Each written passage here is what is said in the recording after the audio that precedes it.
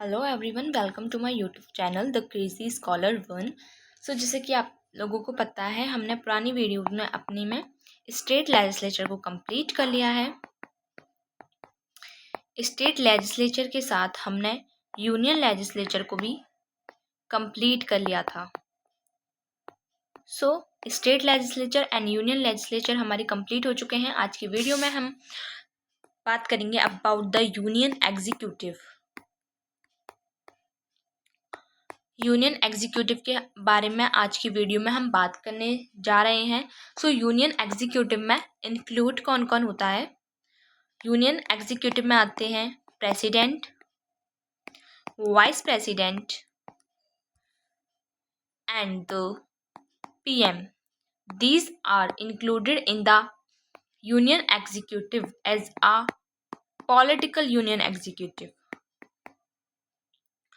Political union executive के रूप में ये लोग इंक्लूडेड होते हैं। इसके अलावा एक नॉन पॉलिटिकल पोस्ट भी होती है, जिसको हम बोलते हैं attorney general of India. Attorney general of India ये भी यूनियन एग्जीक्यूटिव में आता है और ये एक नॉन पॉलिटिकल पोस्ट है under article 76। Attorney general of India के बारे में आर्टिकल 76 में लिखा हुआ है कि ये यूनियन एग्जीक्यूटिव में इंक्लूड होगा। ओके, आपको president, vice president and PM in तीनों के आर्टिकल्स याद करना है। आप इनको याद कर सकते हो 5, 6, 7, 2, 3, 4 इस तरह से। Article 52, article 63, article 74।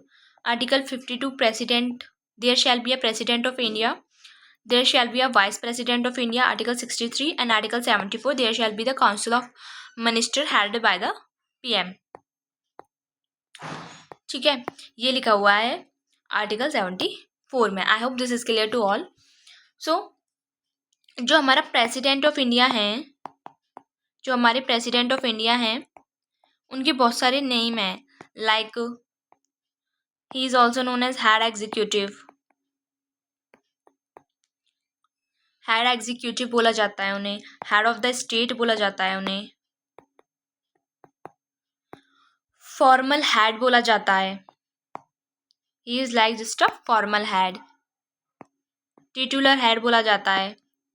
टिटुलर यानी कि जस्ट लाइक टाइटल, सिर्फ उनके पास एक टाइटल है हेड का, रियल पावर्स तो पीएम के पास है। ठीक है, इनको सुप्रीम कमांडर बोला जाता है। He is the supreme commander of the armed forces, and the special one is he is the first citizen of India. ये क्या है? फर्स्ट सिटीजन ऑफ इंडिया है। एक टेबल ऑफ प्रेसिडेंस होती है, जिसमें टेबल ऑफ प्रेसिडेंस में number लिखे होते हैं, किसका नंबर कैसे आता है। टेबल ऑफ प्रेसिडेंस में इनका नंबर सबसे पहले आता है, सेकंड पर आते हैं हमारे वाइस प्रेसिडेंट। ये पता चलता है कि first citizen of India is president, जिनका नंबर टेबल ऑफ प्रेसिडेंस में नंबर 1 पे आता है। Let me talk about the head executive. तो हमें पता है कि हमारी इंडिया में पार्लियामेंट्री डेमोक्रेसी है। हमारी इंडिया में पार्लियामेंट्री डेमोक्रेसी है, यानी कि वेस्टमिंस्टर मॉडल हमने अडॉप्ट किया है। ठीक है, यहाँ पर डबल एग्जीक्यूटिव है। पार्लियामेंट्री में क्या होता है? डबल एग्जीक्यूटिव होती है। डबल एग्जीक्यूटिव में क्या होता है? 2 तरह के हेड बनाए जाते हैं। एक होता है that is the formal head executive, और दूसरा होता है real head executive. Real head executive, जो फॉर्मल हेड एग्जीक्यूटिव होता है, he is also known as the head of the state. इसी को हेड ऑफ द स्टेट बोला जाता है, जबकि जो रियल हेड एग्जीक्यूटिव होता है इसको बोला जाता है head of the government.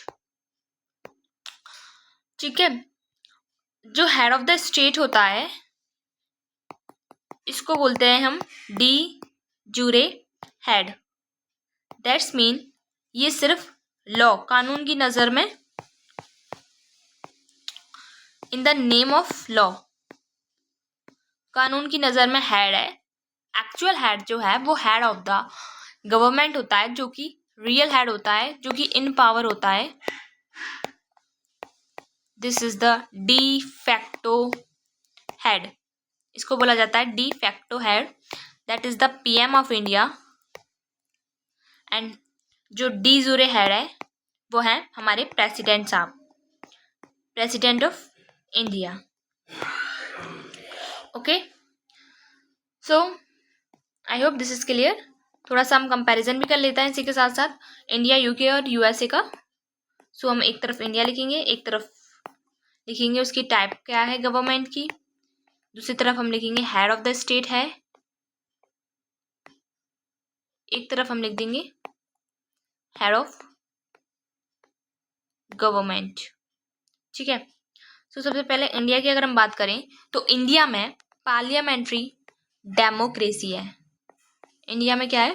Parliamentary democracy है, जिसमें head of the state is president. Head of the state president होता है, हु इज इलेक्टेड, जिसको इलेक्ट किया जाता है। Head of the government PM होता है, और पीएम भी क्या होता है? इलेक्टेड होता है। जबकि हम यूके की बात करें, यूनाइटेड किंगडम की, तो वहाँ पर भी पार्लियामेंट्री डेमोक्रेसी है।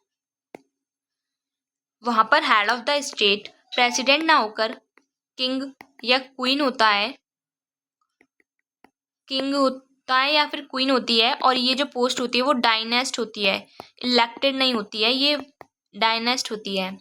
ठीक है, और यहाँ पर जो हेड ऑफ द गवर्नमेंट है वो पीएम होता है, who was also the elected PM. इसके अलावा अगर हम बात करें यूएसए की, सो यूएसए में पार्लियामेंट्री डेमोक्रेसी ना होकर के प्रेसिडेंशियल डेमोक्रेसी है। यहाँ पर head of the state as well as the head of the government दोनों ही प्रेसिडेंट होता है, और प्रेसिडेंट इलेक्टेड होता है। ठीक है, अगर प्रेसिडेंट इलेक्टेड होता है तो इसीलिए इसको बोला जाता है रिपब्लिक। एंड इंडिया में भी प्रेसिडेंट इलेक्टेड होता है, इसलिए इंडिया को भी बोला जाता है रिपब्लिक। जबकि यूके में किंग क्वीन डायनेस्ट होते हैं, यहाँ पर इसको बोला जाता है मोनार्की, इसलिए यूके को बोला जाता है एक constitutional monarchy. I hope this is clear. So back to the topic. Article 53 की अगर हम बात करें तो आर्टिकल 53 कहता है that all the executive powers of the union is vested in the president. सारी जो एग्जीक्यूटिव पावर हैं वो किस में होंगी? प्रेसिडेंट में होंगी। एग्जीक्यूटिव पावर ऑफ यूनियन की एग्जीक्यूटिव पावर्स प्रेसिडेंट में होंगी, who shall exercise them either directly और through the officers subordinate to him. Okay, article 53 कहता है सारी executive power of the union is vested in the president, who shall exercise them either directly और through the officer subordinate to him. इस officer subordinate to him में PM और union council of ministers भी आ जाते हैं। सो इसके president के subordinate officers में prime minister and the union council of minister भी इंक्लूडेड होते हैं। नेक्स्ट अगर हम आर्टिकल 74 की बात करें तो आर्टिकल 74 बोलता है there shall be a council of minister, there shall be council of ministers with PM as the head. Council of ministers होंगे जिनका हेड कौन होगा? पीएम होगा, और ये लोग क्या करेंगे? ये एड करेंगे एंड एडवाइस करेंगे the president to discharge of his function. Okay, ये लिख रहा था हमारे ओरिजिनल कॉन्स्टिट्यूशन में। सो हमारा जो ओरिजिनल कॉन्स्टिट्यूशन था विदाउट अमेंडमेंट वाला, उसमें लिख रहा था there shall be a council of minister with PM at its head to aid and advise the president in discharge of his function. अगर हम इसको नॉर्मल पढ़ते हैं तो हमें लगता है कि जो हमारा ओरिजिनल कॉन्स्टिट्यूशन में था, ओरिजिनल कॉन्स्टिट्यूशन में this is not binding to the president, ये प्रेसिडेंट पर बाइंडिंग नहीं था, क्योंकि इसमें कहीं भी ये नहीं लिख रहा कि president is bound to be accept this advice. तो इसको लग रहा, अगर हम बोलें तो इसको हम जनरल एडवाइस बोल सकते हैं कि PM and council of minister general advice देंगे। सिर्फ इतना ही लग रहा था हमें ओरिजिनल कॉन्स्टिट्यूशन पढ़ के। लेकिन देन आया 42nd constitutional amendment act 1976 and इसमें कुछ एड ऑन कर दिया गया, that is who shell in the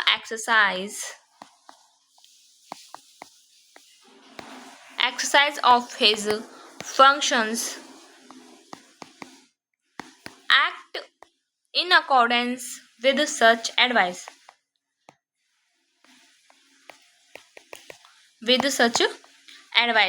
ये और एड ऑन किया गया by the 42nd constitutional amendment act 1976 से। तो कीवर्ड यहाँ पर क्या है, हमारा कीवर्ड ये है act in accordance with such advice. अब उसे उसी एडवाइस के अकॉर्डिंगली काम करना पड़ेगा। अब इसमें ये साफ साफ पता चल रहा है this is binding, expressly binding है। ये साफ साफ ये बोल रहा है कि तुम्हें करना ही पड़ेगा, प्रेसिडेंट को ये अब बाइंडिंग हो गया by the 42nd constitutional amendment act 1976 से। देन इसके बाद इंदिरा गांधी जी के बाद आए मोरारजी देसाई, उन्होंने करा 44th कॉन्स्टिट्यूशनल अमेंडमेंट एक्ट 1978। उन्होंने इसमें थोड़ा बहुत और भी ऐड कर दिया। इन्होंने बोल दिया कि प्रेसिडेंट में require the council of minister to reconsider such advice either generally or otherwise and president shall act in accordance with the advice tender after such reconsideration। इसका मतलब है कि for example council of ministers ने कोई headed by the PM, council of ministers ने कोई advice दी president को, president को ये एडवाइस कोई ज़्यादा खास नहीं लगी, तो प्रेसिडेंट ने क्या बोला, आप इसको रिकंसिडर करिए, ठीक है, आप इसको रिकंसिडर कीजिए। काउंसिल ऑफ मिनिस्टर ने इसको रिकंसिडर ना करके दोबारा से same advice without any changing दोबारा से किसको भेज दी, प्रेसिडेंट को भेज दी। Now president is bound to accept this advice. अब प्रेसिडेंट के पास कोई चारा नहीं है इसको एक्सेप्ट करने के अलावा। सिर्फ प्रेसिडेंट रिकंसिडरेशन के लिए सिर्फ एक बार दोबारा से council of ministers and PM को सेंड कर सकता है। लेकिन अगर काउंसिल ऑफ मिनिस्टर दोबारा से सेम एडवाइस को प्रेसिडेंट के पास भेजते हैं देन उसे यानी कि प्रेसिडेंट को वो एडवाइस माननी पड़ेगी। सो अगर हम आर्टिकल 74 की बात करें तो ओरिजिनल में बाइंडिंग नहीं था। 42nd constitutional amendment act and 44th constitutional amendment act से क्या क्या चेंजेस आए हैं ये आप याद रखना। ओरिजिनल भी याद रखना, 42nd भी याद रखना, 44th भी याद रखना। हमारा जो आर्टिकल 53 था, आर्टिकल 53 उसका क्लॉज 2 कहता है कि the supreme command of the defence forces of the union shall be vested in the president. So defence forces of the union like army, navy and air force, ये सारे defence forces है हमारी union की। तो इनकी जो supreme command है वो भी किस में होगी, वो भी प्रेसिडेंट में निहित होगी। सो president is the supreme commander of the defence forces. ये आर्टिकल 53 के क्लॉज 2 में लिखा हुआ है। हम जब प्रेसिडेंट की बात करते हैं तो जब हम प्रेसिडेंट की बात करते हैं हमें पता है प्रेसिडेंट के इनडायरेक्ट इलेक्शंस होते हैं, यानी कि डायरेक्टली पीपल वोट नहीं करते।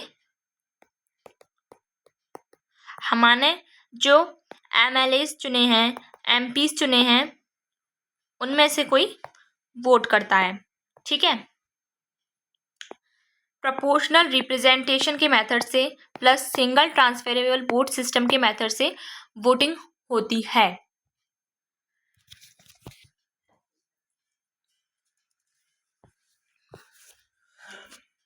Election of the President is conducted by the Election Commission of India.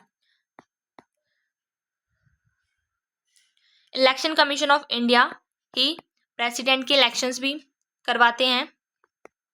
ये लिखा हुआ है article 324 of the Indian constitution में कि election commission of India president के इलेक्शंस को कंडक्ट करवाएंगे। और इसके लिए वो क्या करता है, वो एक इलेक्टोरल कॉलेज कंस्टिट्यूट करते हैं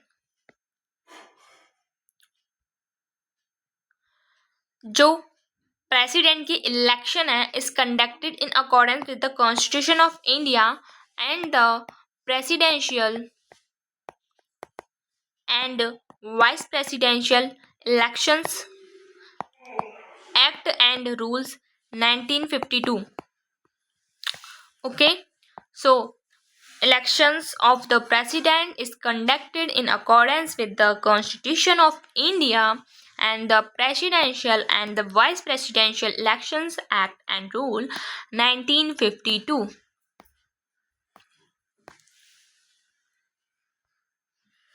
आर्टिकल 54 में लिखा हुआ है कि जो इलेक्टोरल कॉलेज है उसमें कौन कौन होगा। Electoral college is made up of all the elected member of the legislative assemblies. Electoral college में लेजिस्लेटिव असेंबलीज के जितने भी इलेक्टेड मेंबर्स होंगे वो सभी होंगे। इसके अलावा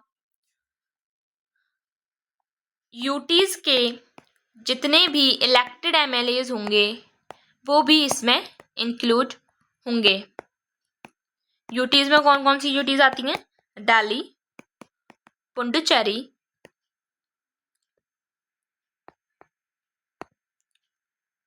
एंड जम्मू एंड कश्मीर। सो ये तीनों जो यूटीज हैं जिसमें खुद की विधानसभा है, उसके जो इलेक्टेड एमएलएज हैं प्लस में जितनी भी स्टेट्स हैं उनके जो इलेक्टेड एमएलएज हैं वो इलेक्टोरल कॉलेज में शामिल होंगे।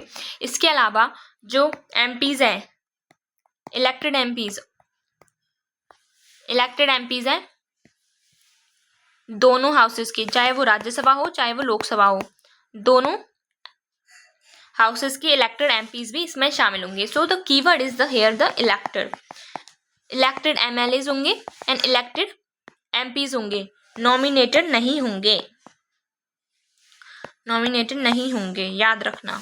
प्रेसिडेंट के इलेक्शन में कभी भी नॉमिनेटेड मेंबर्स पार्टिसिपेट नहीं कर सकते, ठीक है। अब नेक्स्ट थोड़ा सा कठिन टॉपिक आता है, that is the proportional representation system.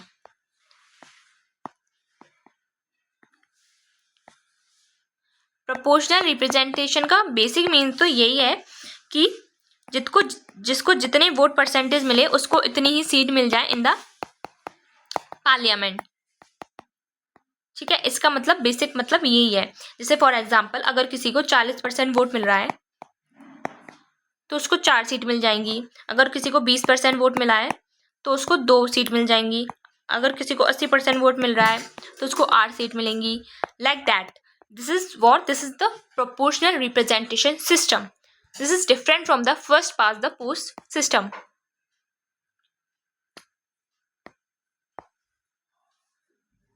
So हम इसको सबसे पहले स्टार्ट करते हैं about the value of the vote of MLA of a state. Value of the vote of MLA of a state. एक एमएलए, स्टेट के एमएलए की जो वोट वैल्यू है वो कितनी होगी, इसको हम कैलकुलेट करते हैं बाया फॉर्मूला। इसको कैलकुलेट करने का फॉर्मूला है, फॉर्मूला क्या कहता है, एक स्टेट उठा लेते हैं। फॉर एग्जांपल हमने बिहार उठाया, ठीक है, बिहार एक स्टेट है, इसको उठाया हमने। सो इसके फॉर्मूले में हम क्या बोलेंगे, total population of Bihar upon total number of the elected MLA into 1/1000। तो ये क्या हो गया, ये एक फॉर्मूला हो गया, ठीक है। This is the formula to get the value of the vote of a MLA of any state. हमें जिस भी स्टेट का चाहिए, जैसे फॉर एग्जांपल हमें महाराष्ट्र का चाहिए तो हम महाराष्ट्र लिख देंगे, total population of Maharashtra upon total number of elected MLA in the Vidhan Sabha of the Maharashtra into 1/1000। So suppose मानो जैसे इसकी आंसर आ गया, वैल्यू बी आ गई बिहार की, वैल्यू एम आ गई महाराष्ट्र की, एंड वैल्यू आर आ गई राजस्थान की। एग्जाम्पल के लिए मैं ले रहे हैं, ऐसा करके हमने सभी स्टेट की क्या निकाल ली है, सभी स्टेट का वैल्यू वोट निकाल लिया है। ऐसे हम सभी स्टेट का निकाल सकते हैं। फॉर एग्जाम्पल हमने सबका निकाल लिया है। ये जो वैल्यू आएगी वो हर एक स्टेट की डिफरेंट आएगी, हर एक स्टेट की वैल्यू क्या आएगी, डिफरेंट आएगी। This is the proportional representation, कि हर एक स्टेट की डिफरेंट आए।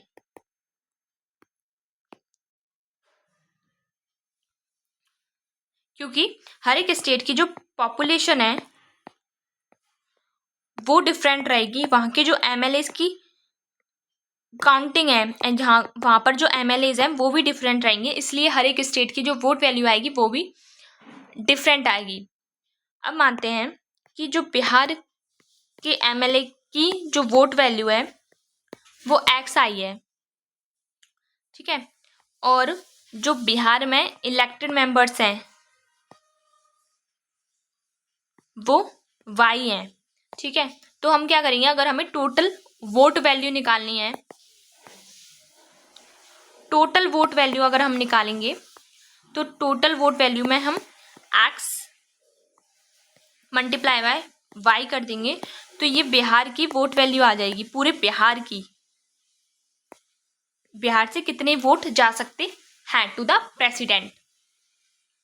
ऐसे ही हमने महाराष्ट्र की निकाल ली, ठीक है, ऐसे ही हमने राजस्थान की निकाल ली, एंड सो ऑन, हमने सभी स्टेट्स की निकाल ली। सो सभी स्टेट की निकालने के बाद हम क्या करेंगे, ग्रैंड टोटल करेंगे, इन सबको ऐड ऑन करेंगे। ऐड ऑन करने के बाद हम ग्रैंड टोटल का डिवाइड देंगे total number of elected MPs, कितने एमपीज हैं, मेंबर ऑफ पार्लियामेंट कितने हैं इलेक्टेड, उसका इसमें डिवाइड देंगे तो हमारे पास निकल के आएगी value of each MPs vote. सारे जो एमपीज हैं उनकी वोट की वैल्यू निकल कर आएगी, और ये हमेशा सेम रहेगी, it is always same. This is the method to get the value of the MLAs के वोट वैल्यू प्लस एमपीज के वोट वैल्यू निकालने के बाद प्रेसिडेंट का इलेक्शन लड़ा जाएगा।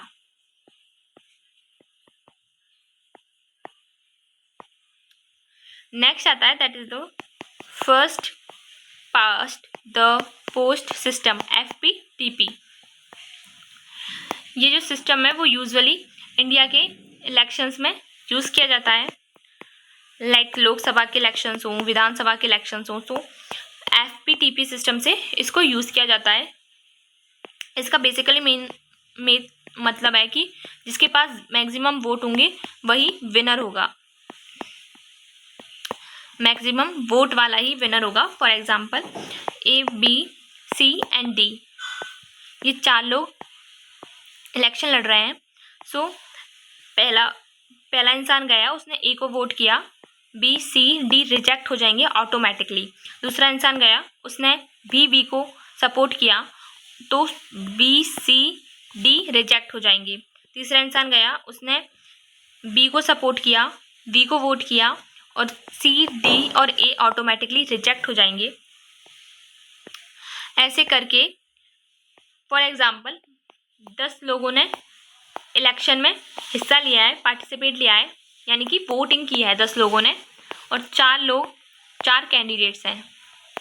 4 कैंडिडेट्स हैं, और वोटर कितने हैं? वोटर है हमारे पास 10। सो सपोज मानो 10 में से 4 लोगों ने ए को सपोर्ट किया है, 3 लोगों ने बी को सपोर्ट किया है, 2 लोगों ने सी को, और डी को सपोर्ट किया है एक ने। ठीक है, डी को सपोर्ट किसने किया है? डी को सपोर्ट किया है एक ने।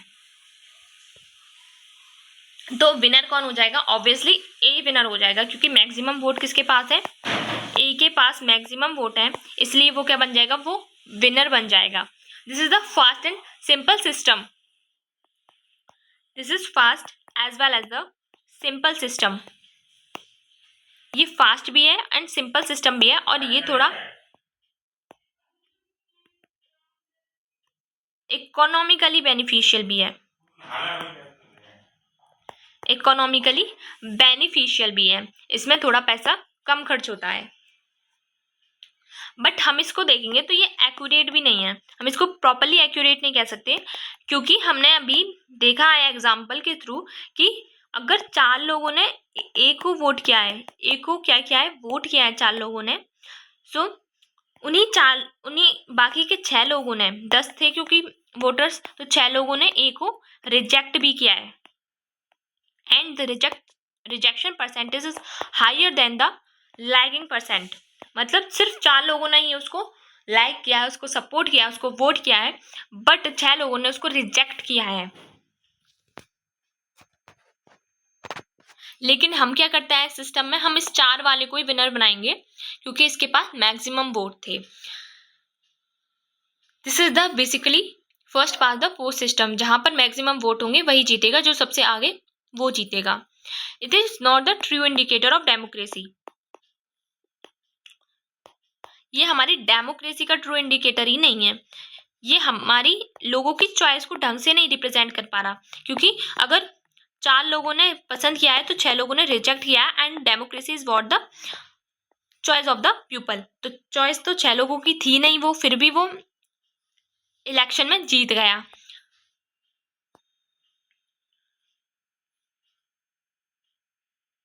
ठीक है, ये कभी भी उन कैंडिडेट्स के ऊपर ध्यान नहीं देता जिनके पास वोट कम है।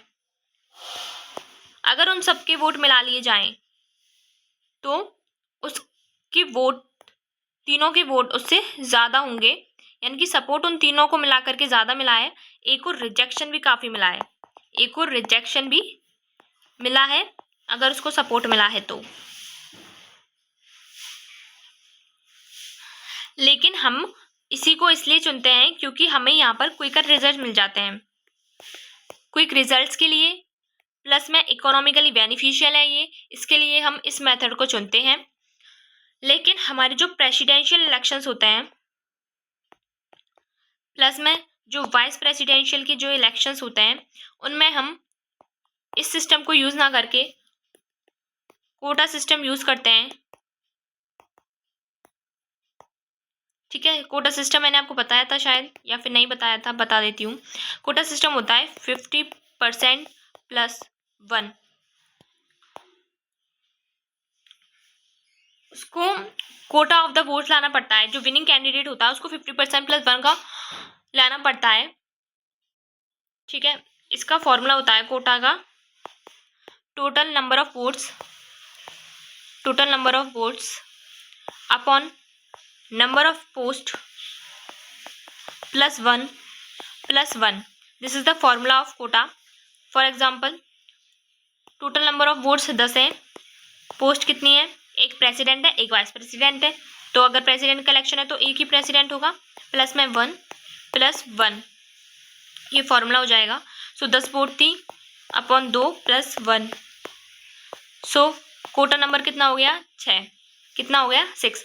तो अगर किसी कैंडिडेट को जीतना है तो उसे इस कोटा को पूरा करना पड़ेगा, उसे 6 लाने पड़ेंगे। बट एक तो 4 ही लेकर आया था, इसका मतलब वो कोटा सिस्टम से नहीं लड़ रहा है,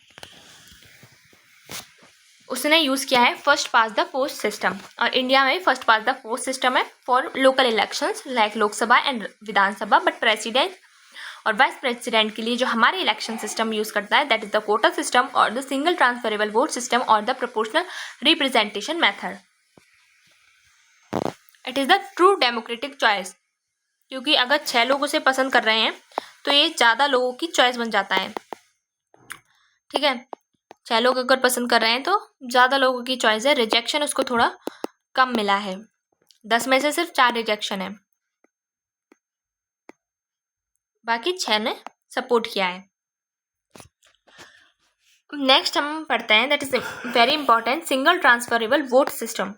single transferable vote system. So हमने पुराने में पढ़ा है, हम अभी पढ़ के आ रहे हैं ABCD 4 कैंडिडेट है इलेक्शन के लिए। तो हमने पढ़ा था अगर कोई A को वोट देगा तो B C D रिजेक्ट हो जाएंगे, B को वोट देगा तो C D A रिजेक्ट हो जाएंगे, C को वोट देगा तो D B A रिजेक्ट हो जाएंगे, अगर D को वोट देगा तो B C और A रिजेक्ट हो जाएंगे। यानी कि एक को एक्सेप्ट करने के चक्कर में हमने ऑल को रिजेक्ट किया है। ये हमने first past the post system में पढ़ा है कि एक को एक्सेप्ट करो और सभी को रिजेक्ट करो। लेकिन सिंगल ट्रांसफरेबल वोट सिस्टम में ऐसा नहीं होता, इसमें होता है रैंकिंग। इसमें क्या होती है, रैंकिंग या फिर प्रेफरेंस होती है इसमें। जैसे कि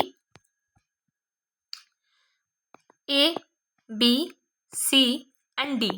ठीक है, सबसे पहले पहला पर्सन आया वोट देने के लिए, उसने A को दिया फर्स्ट प्रेफरेंस, B को दिया सेकंड प्रेफरेंस, C को दिया थर्ड प्रेफरेंस एंड D को दिया फोर्थ प्रेफरेंस। दूसरा पर्सन आया, उसने दिया फर्स्ट प्रेफरेंस B को, सेकंड प्रेफरेंस C को, D को थर्ड प्रेफरेंस एंड इसको दिया फोर्थ प्रेफरेंस। तीसरा पर्सन आया, उसने क्या किया, उसने दिया C को फर्स्ट प्रेफरेंस और बाकियों को सेकंड, थर्ड, फोर्थ प्रेफरेंस दिया। ठीक है, फोर्थ पर्सन आया, उसने D को दिया फर्स्ट प्रेफरेंस, थर्ड प्रेफरेंस दिया B को, सेकंड प्रेफरेंस दिया A को और C को दिया फोर्थ प्रेफरेंस। ठीक है, ऐसे ही 10 लोग आएंगे। फॉर एग्जाम्पल 4 प्रेफरेंस आए हैं, फर्स्ट प्रेफरेंस आए A के पास, 3 B के पास, 2 C के पास एंड 1 D के पास। यहाँ पर किसी को हमने रिजेक्ट नहीं किया है, no one is rejected, right. सबको हमने प्रेफरेंस दिया है, चाहे फोर्थ हो चाहे फर्स्ट हो, पर सबके लिए एक्सेप्ट किया है सबको और सबको प्रेफरेंस नंबर से बांटा है। No one is rejected here. पहला राउंड खत्म हो गया है। At the end of first round खत्म होने के बाद क्या होगा, हम फर्स्ट प्रेफरेंस के जो वोट है उनको काउंट करेंगे। We will count the first preference vote. हम क्या काउंट करेंगे, फर्स्ट प्रेफरेंस जो वोट है उनको काउंट करेंगे। सो A के पास आए फर्स्ट प्रेफरेंस वोट 4, B के पास आए हैं 3, C के पास 2 हैं एंड D के पास 1 है। This is the first preference vote, 4 3 2 1। सो हमने देखा कि किसने कोटा पूरा किया है। हम ये देखेंगे कि कोटा किसने पूरा किया है, तो हमें पता चल रहा है कोटा के लिए हमें 6 नंबर चाहिए एंड अभी तक कोटा किसी ने पूरा नहीं किया है। सबसे आगे जो चल रहा है वो A चल रहा है, इसके अलावा B C लाइन में चल रहे हैं एंड D के पास सबसे कम प्रेफरेंस वाले नंबर हैं। सो अब हम क्या करेंगे,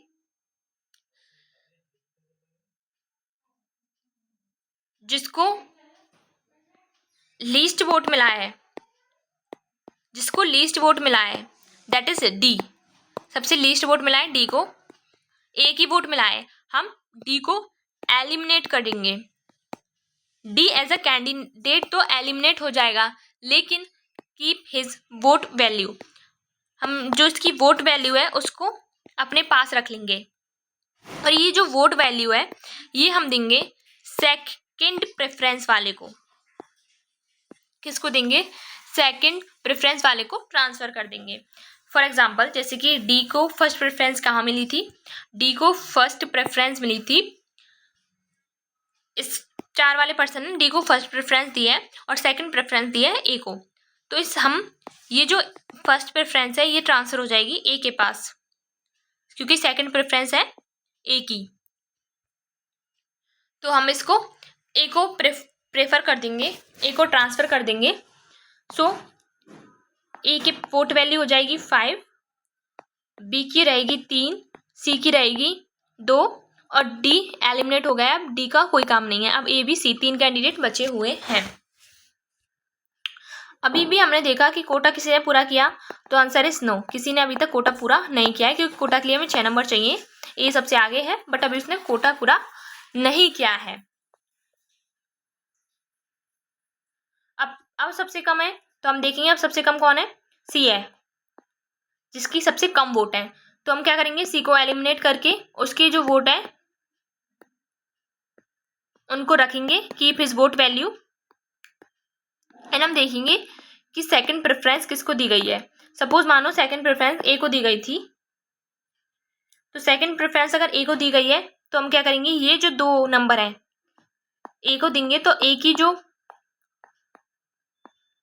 A7 B3 हो जाएगा।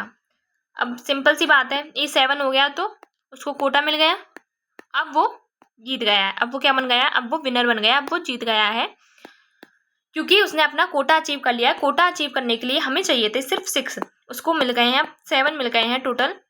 सो ये now A wins because he completed the quota. इसी को बोलते हैं हम सिंगल ट्रांसफरेबल वोट सिस्टम। हमने सिंगल बार वोट किया, सिंगल वोट किया, हमने सिर्फ एक बार वोट किया, उस वोट को ट्रांसफर किया हमने बार बार, उसको ट्रांसफर किया हमने बार बार। This is known as the single transferable vote system. सारे मतलब इंडिया में अब तक जितने भी प्रेसिडेंट हुए हैं एक्सेप्ट वीवी गिरी, वीवी गिरी को छोड़ करके सभी जितने भी प्रेसिडेंट हैं वो सब सिर्फ फर्स्ट राउंड में ही इलेक्ट हो गए हैं, सेकंड राउंड की जरूरत नहीं पड़ी। पर वीवी गिरी के टाइम पर हमें सेकंड राउंड की जरूरत पड़ी थी, हमने सेकंड राउंड का यूज किया था।